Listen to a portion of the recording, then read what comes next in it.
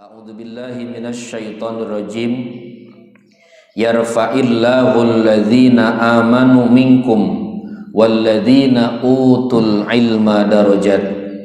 Yang artinya Allah Subhanahu wa taala akan mengangkat derajatnya orang-orang yang beriman, walladzina utul ilma, dan orang-orang yang diberikan ilmu. Man lam yashkurin ni'am faqad ta'arrada li zawaliha. Barang siapa yang tidak bersyukur atas nikmat-nikmat yang telah Allah berikan, faqad ta'arrada li zawaliha, maka itu hakikatnya ingin dihilangkan daripada nikmat tersebut.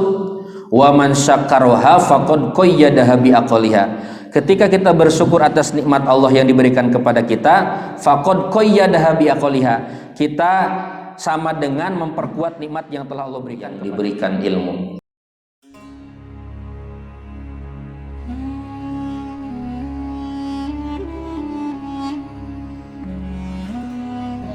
Assalamualaikum warahmatullahi wabarakatuh.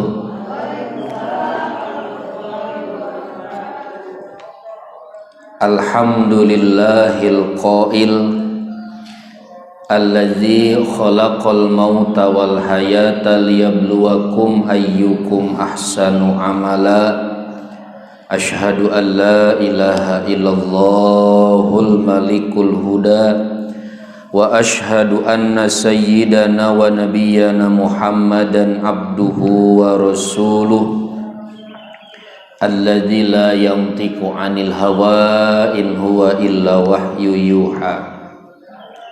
Wassalatu wassalamu ala nabiyyina Muhammadinil mustafa wa ala alihi wa ashabihi ahli sidqi wal wafa. Amma ba'du fa ya ibadallah, usikum wa nafsi bitaqwallah wa ta'atihi faqad fazal muttaqun. Qala Allah ta'ala fi muhkam tanzilih, a'udzu billahi minasy syaithanir rajim. Bismillahirrahmanirrahim. Wa id ta'adzana rabbukum la in syakartum la azidannakum wa la in kafartum inna adabi lasyadid. Wa qala Rasulullah sallallahu alaihi wa alihi wasallam, man istaslama li qada'i wa sabara ala bala'i wa syakkara li ni'mai uktubhu sadiqan wab'athhu ma'as siddiqina yaumal qiyamah wa adkhalahul jannah. Wa man lam yastaslim li qada'i wa lam yasbir ala bala'i wa lam yashkur ala na'mai falyakhruj min tahtis samai wal yatlub rabban siwai. Sadaqallah wa sadaqa Rasulullah sallallahu alaihi wasallam, fabalagur risalah wa addal amanah wa nassuhal ummah wa jahada fi sabilillahi haqqa jihadi. Panas'alullaha ta'ala ayyaj'alana jami'an minal muttaqin walhamdulillahi rabbil alamin. Yang sama-sama kita hormati pengurus Musholah Assalam, yang sama-sama kita hormati segenap jamaah Musholah Assalam yang sama-sama hadir. Alhamdulillah, kita bersyukur kepada Allah Subhanahu wa taala. Allah masih meringankan langkah kaki kita, mengayunkan tangan kita untuk senantiasa kita hadir di majelis taklim. Semoga dicatat sebagai amal ibadah di hadapan Allah Subhanahu wa taala. Amin ya rabbal alamin. Salawat teriring salam semoga selamanya tetap tercurah limpahkan keharibaan baginda Nabi besar Muhammad sallallahu alaihi wasallam, kepada keluarganya, kepada sahabat-sahabatnya, tabi'in tabi'at, dan mudah-mudahan sampai pula kepada kita selaku umatnya, dan harapan besar kita mendapatkan syafaatul udma darinya nanti di hari kiamat. Hadirin ibu-ibu, bapak-bapak yang sama-sama hadir yang dirahmati Allah Subhanahu wa taala. Sebelum kita mengajak kepada tema yang akan kita bahas pada kesempatan pagi ini, yaitu tentang mensyukuri nikmat, kita akan membahas terlebih dahulu tentang pentingnya kita tholabul ilmi, sehingga banyak sekali ayat-ayat Al-Quran ataupun hadis-hadis Nabi kita Nabi Muhammad SAW yang menyatakan tentang keutamaan daripada ilmu. Salah satu diantaranya firman Allah Subhanahu Wa Taala, A'udzubillahi minasyaitonirrajim, yarfa'illahu alladhina amanu minkum walladzina utul ilma darajat, yang artinya Allah Subhanahu wa taala akan mengangkat derajatnya orang-orang yang beriman, walladzina utul ilma, dan orang-orang yang diberikan ilmu. Jadi ada dua poin ketika kita bisa menuntut ilmu, mencari ilmu, tholabul ilmi, dan dengan dasar iman kepada Allah Subhanahu wa taala, maka kita akan tergolong manusia yang akan diangkat derajatnya oleh Allah Subhanahu wa taala. Kalau kita mengamati dari segi bahasa Arab, kalimat darajat beda dengan kalimat harokat. Kalau darajat itu yang tidak akan berubah. Ketika Allah Subhanahu wa taala mengangkat derajat daripada orang beriman dan orang yang berilmu, itu tidak akan ada masanya. Beda dengan harokat. Kalau harokat itu ada masanya, seperti jabatan. Ketika orang diberi jabatan baik dari tingkat bawah, kecamatan, lalu kabupaten atau wali kota, berikutnya gubernur dan presiden, itu ada masanya. Itu namanya harokat. Kalau derajat itu tidak akan berubah. Ketika Allah Subhanahu wa taala memberikan kepada kita ilmu dan Allah Subhanahu wa taala memberikan kepada kita anugerah iman, maka dengan iman, dengan ilmu, Allah Subhanahu wa taala akan meninggikan derajat kita. Itu salah satu di antaranya. Dan Allah Subhanahu wa taala memberikan satu pernyataan kepada kita, Qul hal yastawil ladzina ya'lamuna wal ladzina la ya'lamun. Apakah sama orang yang berilmu dengan orang yang tidak berilmu? Dan jawabannya adalah ay la yastawiyani, tentu tidak sama. Jadi kita bisa bayangkan, kita bisa melihat ketika orang yang berilmu dengan orang yang tidak berilmu dari segi tata cara bersuci saja. Kalau orang yang berilmu ketika wudhu menghilangkan hadas kecil, itu ada etika, ada ilmu yang dipakai. Tapi ketika kita melihat orang yang bersucinya tidak memakai ilmu, wudhunya tidak dasar ilmu, itu cuma mungkin sekedar basah saja. Coba kita perhatikan anak kecil yang di bawah mungkin balik, ketika dia belajar sholat, wudhunya itu semaunya. Nah, itu namanya apa? Tidak didasari dengan ilmu. Tapi ketika orang sudah balik melaksanakan ibadah kepada Allah Subhanahu wa taala, lalu orang tersebut memakai dengan ilmunya, maka dengan ilmu itu akan menjadikan amal ibadah kita diterima oleh Allah Subhanahu wa taala. Karena di dalam ilmu fikih, ketika kita ibadah itu ada syarat, ada rukun, ada yang membatalkan. Nah, dengan ilmulah insya Allah amal-amal ibadah kita, baik yang hablum minallah atau yang hablum minannas, itu akan diterima oleh Allah Subhanahu wa taala. Jadi artinya penting sekali kita mengkaji ilmu, baik ilmu yang fikih tentang ibadah atau ilmu tauhid, ilmu tentang keesaan Allah Subhanahu wa taala, mengetahui sifat-sifat Allah yang rububiyah, yang uluhiyah ataupun yang sam'iyah. Itu adanya di ilmu-ilmu yang kita kaji di setiap ahad ini. Ada juga ilmu tasawuf, ilmu yang tentang akhlak, tentang mentata hati, bagaimana kita bersikap, bagaimana kita punya sangkaan antar sesama, jadi jauh daripada sifat suudzon.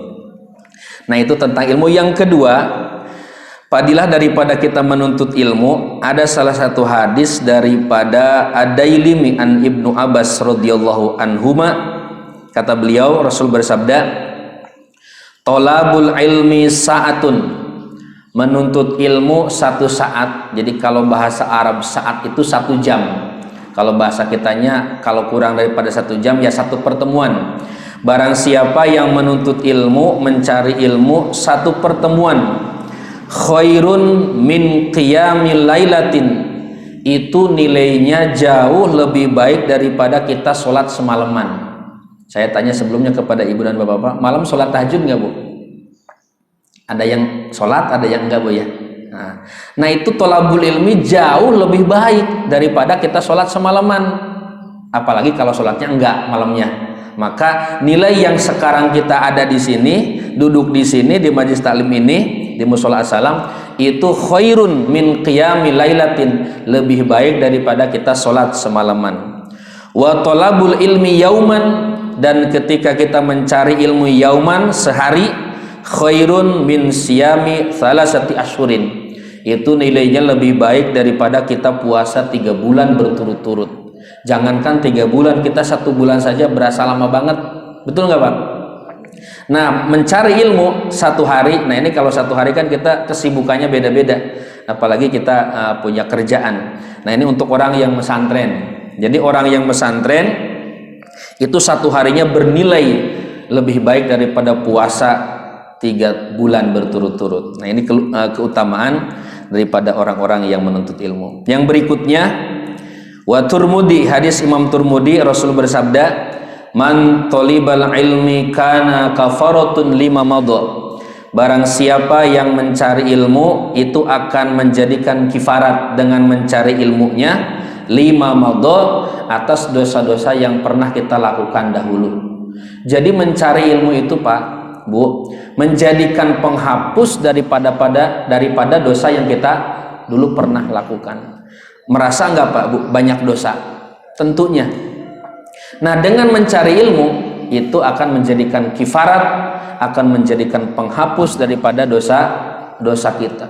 Entah berapa langkah ibu ke sini, atau yang pakai mobil, pakai motor, sama itu nilainya, akan dicatat sebagai amal kebaikan di hadapan Allah Subhanahu wa Ta'ala. Karena kita manusia itu tidak terlepas dari 2 malaikat, 1 malaikat raqib, 2 malaikat atid. Malaikat raqib yaitu tugasnya mencatat amal baik, sedangkan malaikat atid mencatat amal buruk. Nah kita di sini ini yang mencatat amal baik, berarti malaikat raqib. Nah langkah ibu datang ke sini, duduk ibu di sini berapa menit, berapa jam, itu akan dicatat sebagai amal kebaikan yang nanti akan kita petik hasilnya setelah meninggal dunia, bahkan akan menjadikan kifarat daripada dosa-dosa kita. Jadi insya Allah dengan tolabul ilmi itu akan menjadikan kifaroh atau menjadikan penghapus daripada dosa-dosa kita. Bahkan di dalam hadis yang lain dari Wasyairozi an Aisyah radhiyallahu anha, man intaqala li ta'allama ilman ghufira lahu qabla ayakhtua, barang siapa yang melangkahkan kakinya ke Mushola As-Salam dengan tujuan liyata'allama ilman, untuk mengkaji, untuk ikut belajar, maka kata Rasulullah, ghufira lahu qabla ayakhtua, Allah akan hapus dosanya sebelum ia berangkat. Jadi kalau kemarin atau malam Pak Pendi ngumumin bahwa di Mushola As-Salam besok ada pengajian, kita baru niat, belum apa, belum kesini, besok saya mau ikut pengajian, itu sudah dapat ampunan dosa daripada Allah Subhanahu wa Ta'ala. Apalagi kalau Bapak Ibu berani, sanggup melangkahkan kakinya kemana? Ke tempat ini dengan berbagai macam kesibukan. Mungkin di rumahnya ada yang belum beres-beres, di rumahnya punya anak yang mungkin masih tidur, tapi itu kita lawan. Kita ingin mencari ilmu, kita ingin tolabul ilmi, dan insya Allah dengan kita niat tadi itu akan diampuni dosa daripada dosa-dosa kita oleh Allah Subhanahu wa Ta'ala. Kalau Nabi itu manusia yang maksum, yang dijaga oleh Allah Subhanahu wa Ta'ala dari perbuatan dosa. Liyaghfira lakallahu ma taqaddama min danbika wa ma ta'akhkhar. Itu Nabi. Jadi sudah diampuni kalaupun ada dosa yang telah lalu dan yang akan datang, itu sudah ada jaminan. Kalau kita sebagai manusia biasa tentu belum ada jaminan ke situ. Makanya salah satu di antara untuk penghapus dosa adalah kita mau berangkat ke tempat taklim atau belajar atau tolabul ilmi. Yang kedua, dengan penghapus dosa itu kita memperbanyak istighfar. Ibu istighfarnya suka berapa sehari semalam? Ada yang 50, ada yang 100, ada yang banyak saking gak kehitungnya. Nabi Muhammad itu Bu, dalam satu riwayat istighfarnya meminta ampun kepada Allah Subhanahu wa taala 170 marah, 70 kali. Jadi sehari semalam Nabi tidak pernah kurang istighfarnya 70 kali istighfar. Dalam riwayat yang kedua mi'ata marah, 100 kali Nabi dalam sehari semalam tidak kurang. Nah, kita sebagai umatnya yang belum ada jaminan diampuni dosa dan belum ada jaminan juga masuk ke surga. Nah, jadi istighfarnya harus apa? Harus lebih banyak daripada Nabi. Jadi kalau Nabi 100, kita mah harus apa?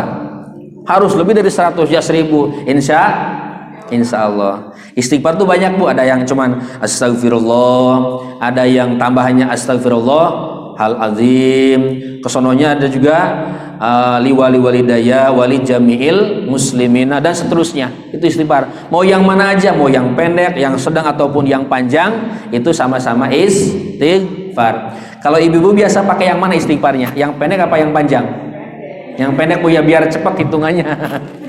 Coba kita istighfar dulu. Semoga dosa-dosa kita diampuni oleh Allah Subhanahu wa taala. Astaghfirullah rabbal baraya. Astaghfirullah minal khotoya. Rabbi zidni ilman nafi'a wa wafiqni amalan soliha amalan makbula. Bersama Bu. Astaghfirullah rabbal baraya. Astaghfirullah minal khotoya. Rabbi zidni ilman nafi'a wa wafiqni amalan soliha amalan makbula. Allahu Rabbi Allahu hasbi. Hati ini penuh dengan dengki, bertingkah laku sombong, iman semakin kosong, berbicara selalu berbohong, bersama. Astaghfirullah rabbal baraya. Astaghfirullah minal khotoya. Rabbi zidni ilman nafi'a wa wafiqni amalan soliha amalan makbula. Di siang malam aku abaikan kewajiban yang kau perintahkan, seakan hidup ini terus kekal abadi, larut dalam manisnya duniawi. Astaghfirullah rabbal baraya. Astaghfirullah minal khotoya. Rabbi zidni ilman nafi'a wa wafiqni amalan soliha amalan makbula. Jadi perbanyak apa Pak? Bu, istighfar supaya dosa-dosa kita diampuni oleh Allah Subhanahu wa taala. Itu sekilas tentang keutamaan ilmu. Sekarang bahasan kita pada kesempatan pagi ini yaitu temanya mensyukuri nikmat. Jadi kalau kita membahas tentang nikmat pasti ada 2 poin. 1 syukur, 2 kufur. Kalau syukur dalam definisinya man sorofan ni'am li ibadatillah. Sedangkan kufur man sorofan ni'am li ibadatillah, li maksiatillah. Dalam Quran Allah berfirman, la in syakartum la azidannakum wa la in kafartum inna adzabi lasyadid. Arti terjemah secara harfiahnya, la in syakartum, apabila kita bersyukur atas nikmat Allah, janji Allah, la azidannakum, pasti Allah akan tambah nikmat tersebut. Wa la in kafartum, dan apabila kita semua kufur atas nikmat Allah, tidak bersyukur, inna adzabi lasyadid, sesungguhnya siksa Allah Subhanahu wa taala sangat pedih. Nah, di sini para ulama menjelaskan yang disebut dengan syukur adalah sorofan ni'am, mentasarufkan, melakukan semua nikmat yang Allah berikan kepada kita li ibadatillah, untuk ibadah kepada Allah Subhanahu wa taala. Jadi itu namanya apa? Syukur. Jadi kalau kita diberikan oleh Allah kesehatan, maka kesehatan ini untuk apa? Untuk ibadah, untuk datang ke majelis taklim, untuk melaksanakan kewajiban-kewajiban kepada Allah Subhanahu wa taala. Sedangkan yang namanya kufur, mansorofan ni'am li maksiatillah, mentasarufkan daripada nikmat-nikmat Allah yang diberikan, tapi untuk apa? Untuk maksiat kepada Allah Subhanahu wa taala. Nah, itu salah satu di antara faidah daripada syukur dan balasan daripada orang-orang yang kufur. Nah, salah satu makalah daripada seorang ahli sufi yang bernama Syekh Ibnu Athaillah, di dalam kitabnya Kitab Hikam juz ke-1 halaman 50, beliau menyatakan, man lam yashkurin ni'am faqad ta'arrada li zawaliha. Barang siapa yang tidak bersyukur atas nikmat-nikmat yang telah Allah berikan, faqad ta'arrada li zawaliha, maka itu hakikatnya ingin dihilangkan daripada nikmat tersebut. Wa man syakaraha faqad qayyadaha bi aqliha. Ketika kita bersyukur atas nikmat Allah yang diberikan kepada kita, faqad qayyadaha bi aqliha, kita sama dengan memperkuat nikmat yang telah Allah berikan kepada kita. Nah, makna daripada makalah tadi adalah yakni syukrun ni'am mujibul li baqaiha. Ketika kita bersyukur atas nikmat Allah Subhanahu wa taala, itu mengharuskan tetap nikmat yang ada dalam diri kita. Yang kedua, waziyadatu minha, bahkan nikmat tersebut akan ditambah oleh Allah Subhanahu wa taala. Tadi ayatnya, la in syakartum la azidannakum.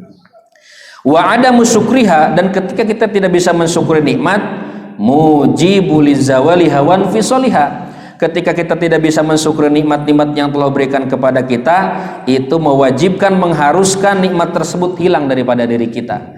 Jadi kalau kita diberikan kesehatan, lalu kesehatan kita tidak dipakai untuk ibadah, untuk mendekatkan diri kepada Allah Subhanahu wa taala, seolah-olah kita itu ingin dicabut apanya? Nikmat sehatnya. Na'udzubillahi min dzalik. Coba saya tanya ke ibu dan bapak-bapak, dalam sebulan ini nih, banyak nikmat sehat atau nikmat sakit yang Allah berikan kepada kita? Banyak sehatnya.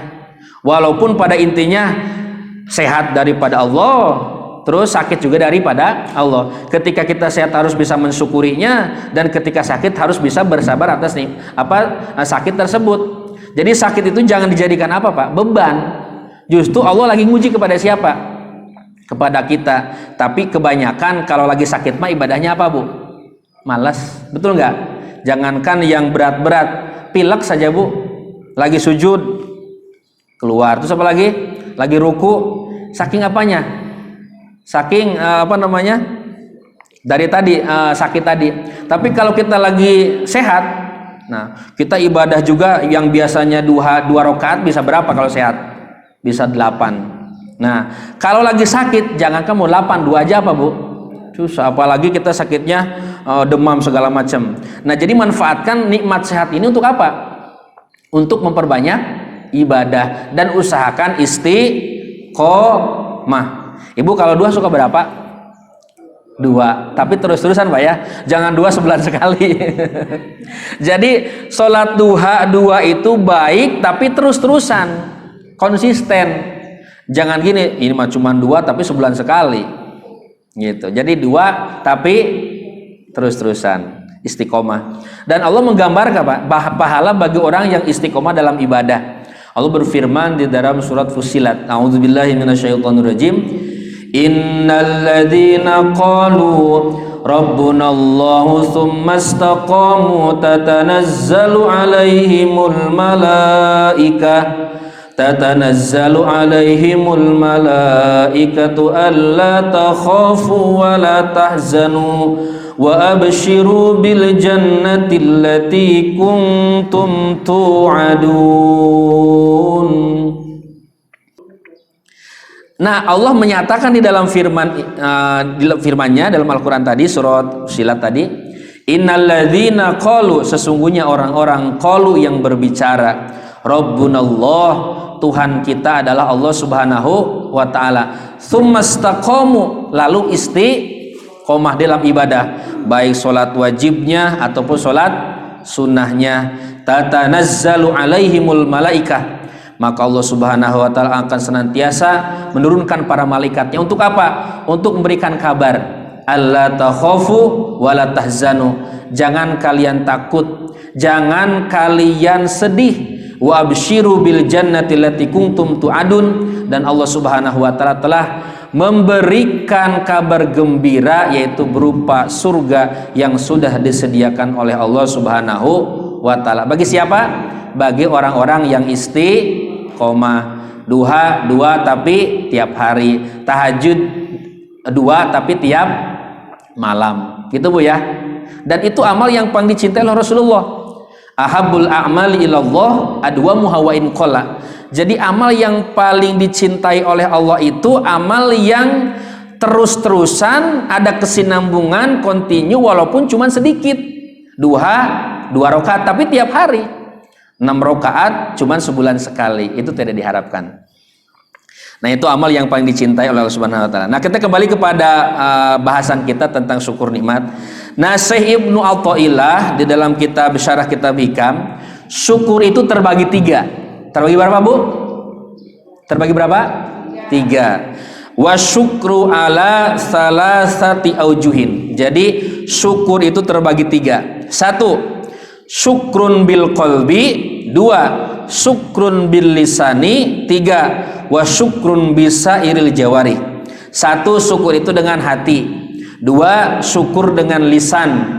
3, syukur dengan badan kita. Sekali lagi saya ulang, syukur terbagi berapa? 3. 1, syukur dengan apa? Dengan hati. 2, syukur dengan lisan. 3, syukur dengan anggota badan kita. Nah, kita akan bahas yang 3 ini. Apa yang dimaksud dengan syukur dengan hati? Fasyukrul qalba ayya'lama anna ni'ama kulluha minallahi ta'ala. Yang dimaksud dengan syukur dengan hati adalah ayya'lama, kita mengetahui, anna ni'ama, sesungguhnya nikmat-nikmat yang telah Allah berikan, kulluha minallahi, itu hakikatnya daripada siapa? Allah Subhanahu wa taala. Jadi yang dimaksud dengan syukur dengan hati adalah hati kita meyakinkan bahwa nikmat yang kita rasakan, baik itu yang zahir ataupun yang batin, yang hisi ataupun yang maknawi. Apa yang hisi? Yang hisi itu kalau kita minum terasa apanya? Manis, pahit, apalagi? Asam, apalagi? Pokoknya rasa-rasa yang di minuman lah. Itu namanya apa? Nikmat hisi. Nikmat yang kerasa oleh kita. Ada juga nikmat yang maknawi, nikmat yang tidak nampak. Seperti apa? Iman, Islam. Tapi bisa dirasakan dengan apa? Dengan hati. Dan nikmat iman Islam ini termasuk a'dhamu ni'am, termasuk seutama-utama, sebesar-besar nikmat yang telah Allah berikan kepada kita sebagai manusia. Jadi nikmat iman ini yang manawi ini justru harus kita lebih syukuri, karena banyak juga orang yang tidak dikasih iman dan Islam. Ada yang ketiga nikmat yang jarang tahu, yaitu ihsan. Jadi arkanuddin, rukun agama itu ada 3. 1 Islam, 2 iman, 3 ihsan. Sekali lagi Bu, 1 apa? Islam, 2 iman, 3 itu apa namanya? Arkanuddin, rukun agama. Kita kan taunya iman Islam doang Bu ya. Rukun Islam ada berapa? Ada 5. 1 syahadat, 2 sholat, 3 4 5. Nah itu Islam. Kalau iman ada berapa? Ada 6. Iman kepada Allah, iman kepada malaikat, terus 3 Rasul, 4 5 6 kodo dan nah itu pasti tahu semua. Coba ihsan ada yang tahu nggak? Nah ini cara yang kita ketahui. Yang namanya ihsan adalah anta'budallah ka'annaka tarahu fa illam takun tarahu fa innahu yaraka. Gitu. Jadi kalau Islam, kita kan sering dalam setiap ceramah-ceramah orang itu atau sambutan-sambutan yang dibahas itu cuma 2, nikmat iman, Islam. Padahal ihsan juga apa? Termasuk nikmat yang Allah berikan kepada kita berupa apa? Berupa maknawi. Nah, apa itu ihsan? Ihsan itu adalah anta'budallah, kita ibadah kepada Allah Subhanahu wa taala ka'annaka tarahu, seakan-akan kita melihat Allah. Pernah nggak Pak ketika kita ibadah melihat Allah? Enggak ya. Fa illam takun tarahu fa innahu yaraka. Kalau kita dalam ibadah salat kita tidak melihat Allah, yakinkan sesungguhnya Allah melihat kepada kita.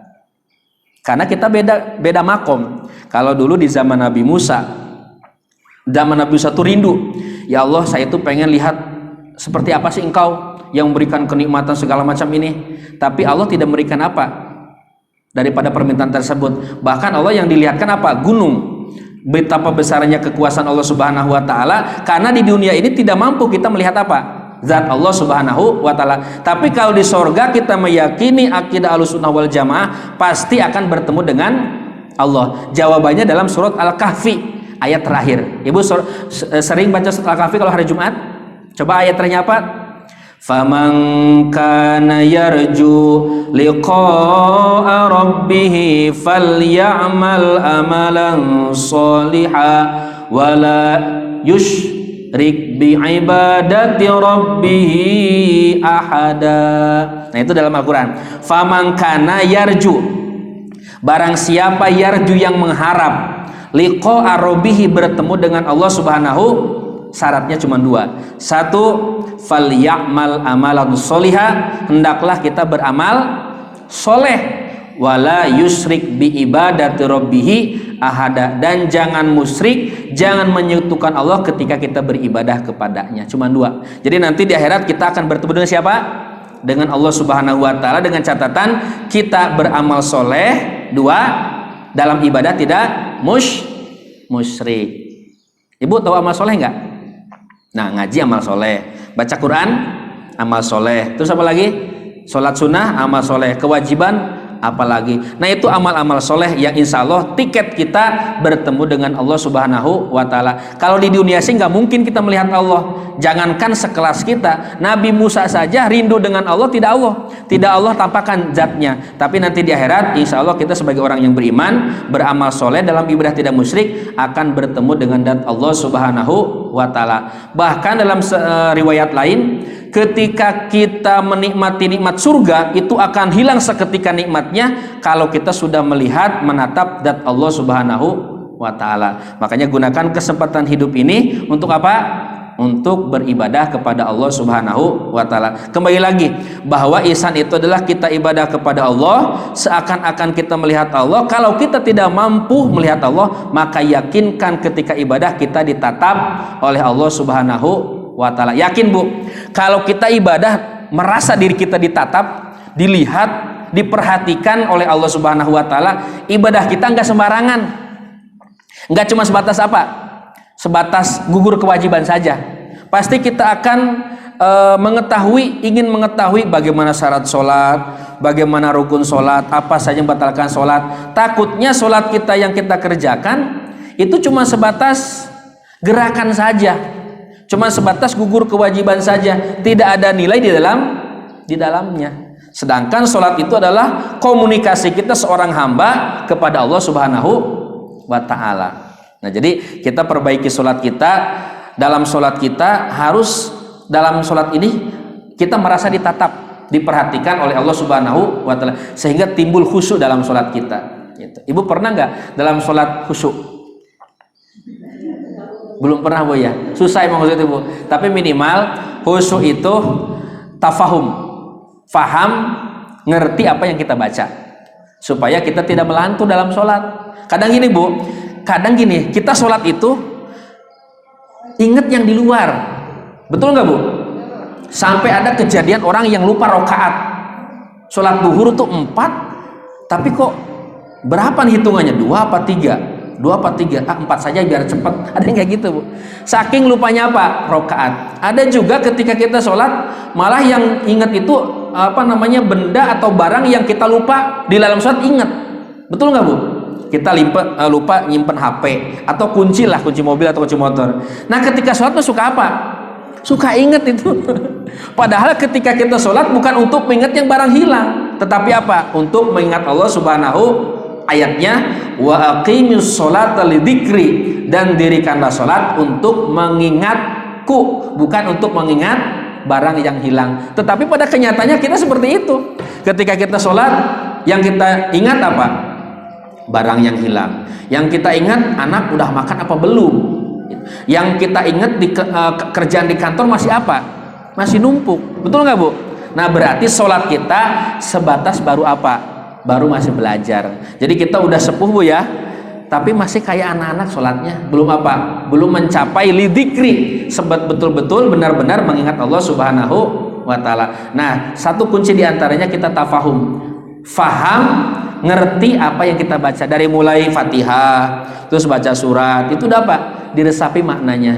Bismillahirrahmanirrahim, diikutin maknanya dengan menyebut nama Allah yang maha pengasih lagi maha penyayang. Jadi kalau kita mengikuti arti apa yang kita baca, itu setidaknya hati kita supaya fokus ke situ, Bu. Biar tidak apa? Biar tidak ingat ke pasar, ingat ke kerjaan, ingat kemana? Ke arisan segala macam. Nah, itu untuk apa? Untuk menjaga supaya hati kita tidak ke situ. Dengan apa? Dengan ngerti yang kita baca. Itu yang pertama. Jadi syukur nikmat itu adalah, syukur nikmat dengan hati adalah meyakinkan bahwa setiap apa yang ada dalam diri kita, fasilitas yang Allah berikan kepada kita, hakikatnya dari siapa? Dari Allah Subhanahu wa ta'ala. Harus kita syukrin untuk beribadah. Yang kedua, wa syukrun bil lisani. Yang dimaksud dengan syukur dengan lisan adalah as-sana'u 'alallah wa kasratul hamdi, memuji kepada Allah dengan memperbanyak bacaan alhamdulillah. Ibu rajin sekali sih pengajiannya, alhamdulillah. Jangan menyombongkan diri, ya siapa dulu saya, jangan gitu. Jadi kalau ada yang memuji kepada kita, kembalikan kepada siapa? Kepada Allah yang punya. Ibu cantik banget, alhamdulillah. Ibu rajin banget, alhamdulillah. Jangan merasa diri kita itu apa, walaupun sebenarnya kita rajin, tapi jangan merasa kita itu apa? Rajin, nanti sombong nantinya, Bu. Jadi harus kembali kepada siapa? Kepada Allah Subhanahu wa ta'ala yang berikan kemampuan kepada kita hadir di majlis taklim. Yang ketiga, wa syukrun bisairil jawari. Syukur dengan anggota badan kita adalah ayya'mala bihal amalus sholih, yaitu kita beramal, badan kita digunakan untuk mengerjakan amal-amal kebaikan. Kaki kita sehat, langkahkan ke tempat pengajian, ke tempat ibadah, ke tempat musholah sebagainya. Itu adalah syukur dengan apa? Dengan badan kita. Jadi gunakan kesehatan badan kita ini untuk ibadah kepada Allah. Lisan kita enggak sariawan, enggak apa? Gunakan untuk apa? Memperbanyak zikir, baca tasbih, tahmid, tahlil, terus perbanyak baca Al-Qur'an. Usahakan kalau kita bisa hafalan gitu, walaupun cuma 1 hari 1 ayat, gak apa-apa, Bu. Tapi apa? Terus-terusan. Atau tadarus. Ibu punya tadarus kan di rumah? Punya ya. Setiap ba'da sholat sehari kan 5 kali yang wajib. 1 ayat aja, Bu, berarti 5 ayat sehari. Tapi terus-terusan. Bismillahirrahmanirrahim. Alif lam mim. Shadaqallahul azim. Nanti duhur sambung lagi. Tapi terlalu, Bu, ya. Kalau cuma 1 ayat, ya minimal satu halaman lah, atau 1 ain. Nah, itu. Tapi kata tadi, yang penting kalau dalam amal adalah apa? Istiqomah, walaupun cuma sedikit. Tapi kalau cuma 1 ayat, ya terlalu banget itu, Bu, ya. Udah pegel-pegel duduk cuma 1 ayat.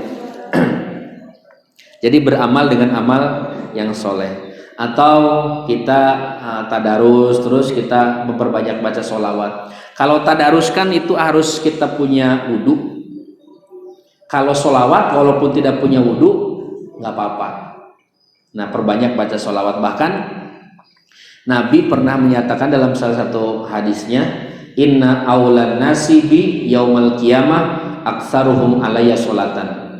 Jadi orang nanti yang paling dekat dengan Rasulullah di hari kiamat itu adalah orang yang paling banyak baca apanya? Sholawatnya.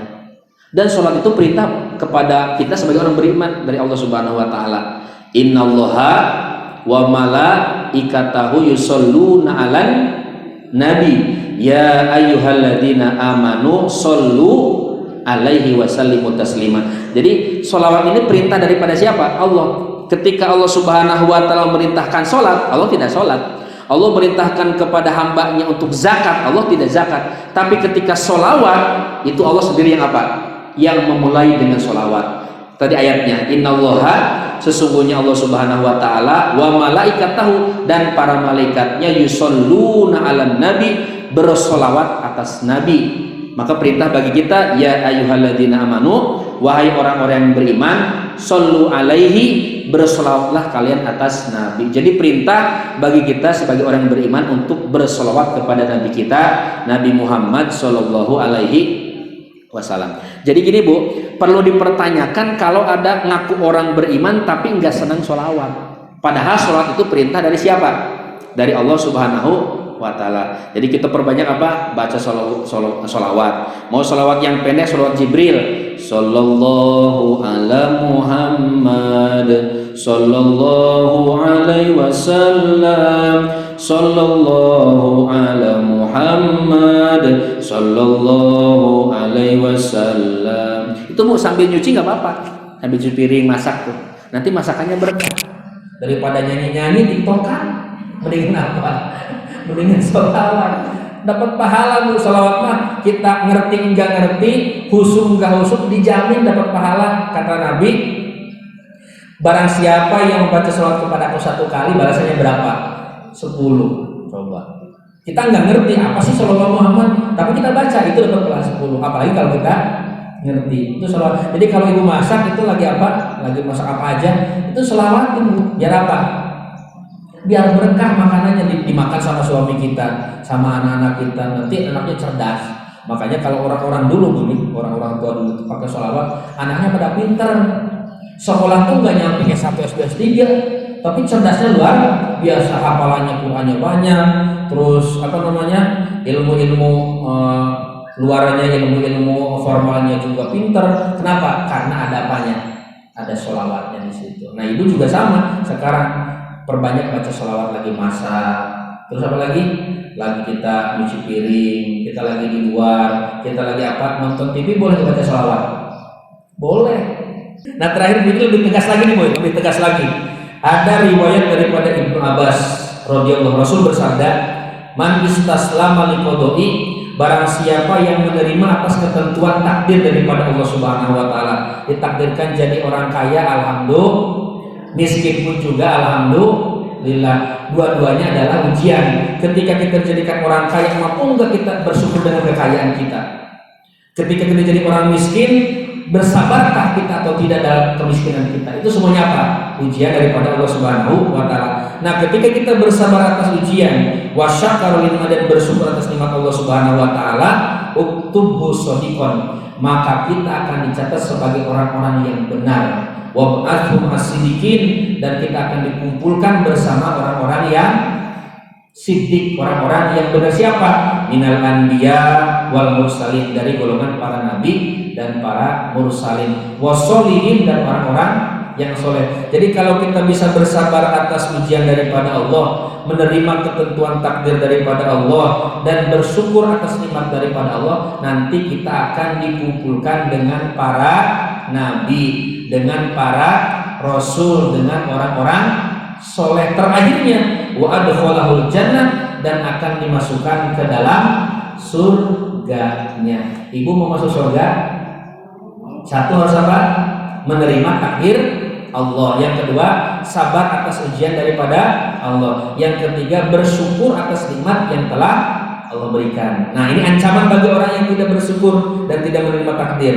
Wa man lam yastaslim liqada'i, dan barang siapa yang tidak menerima ketentuan takdir daripada Allah Subhanahu wa taala, wa lam yasbir ala bala'i, dan tidak bersabar atas ujian daripada Allah, wa lam yashkur ala ni'mai, dan tidak bersyukur atas nikmat-nikmat aku, kata Allah, falyakhruj min tahtis samai, maka hendaklah kita disuruh keluar oleh Allah Subhanahu wa taala dari kolong langitnya. Jadi Allah ngusir ke kita, Bu. Wal yaqdu rabban siwai, dan carilah Tuhan selain daripada aku, kata Allah Subhanahu wa taala.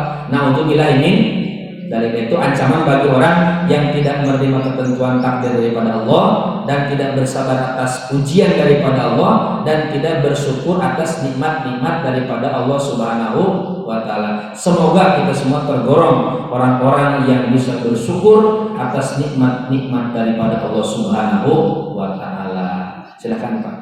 Ila kafir majlis subhanaka Allahumma wa bihamdika asyhadu an la ilaha illa anta astaghfiruka wa atubu ilaik. Wassalamualaikum warahmatullahi wabarakatuh. Waalaikumsalam warahmatullahi wabarakatuh.